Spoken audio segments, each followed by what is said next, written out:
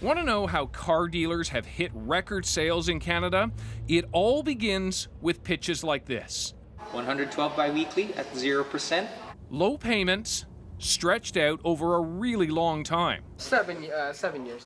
More than half of new car loans are for 7 years or longer, a big shift from what was the norm, 4 or maybe 5 years. We're also buying more expensive cars because of those low payments. The average consumer sees that, they think, oh, I can afford that car, I can manage that, no problem. But it's just another way of bringing consumers into the dealership and selling them something that they really can't afford. In your opinion, for the average person, what is the best length of time for a car loan? No more than 5 years. I would say ideally 4 years, but you could stretch it to 5 years. Yeah. Okay, 7 and 8? No. No.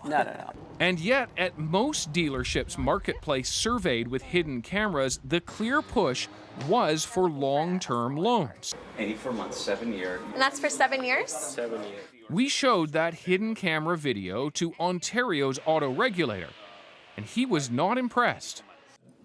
That to me is short-sighted, just a recipe for problems. John Carmichael says salespeople should be explaining all the loan options and the risks. And that is the challenge, obviously, is for a consumer to make a fully informed decision, they need a lot more information than that. Because people can get into a treadmill of debt. Take Chantel Matthews, who is like thousands of Canadians. She bought a car on an 8-year loan. It had mechanical problems right from the start, so she traded it in early for another car on another loan. But the trade-in value on that first car was less than the debt that was still owing. Chantel is still paying the debt on a car she no longer owns.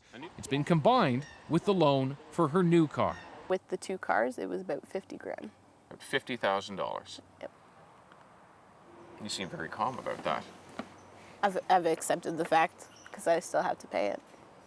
I can't get out of it, so I have to pay it. Chantel is not alone. A quarter of Canadian trade-ins have bigger loans than the car is worth. And that's called negative equity. It's not good. Not good, and it costs you, and it costs you big time. Ontario's auto regulator says salespeople should spell out the risks involved with negative equity and trade-ins, especially on those long-term loans. But in our hidden camera test, that rarely happened. We can trade in your vehicle at any time and upgrade you to any other car. Okay. You're not losing in any way.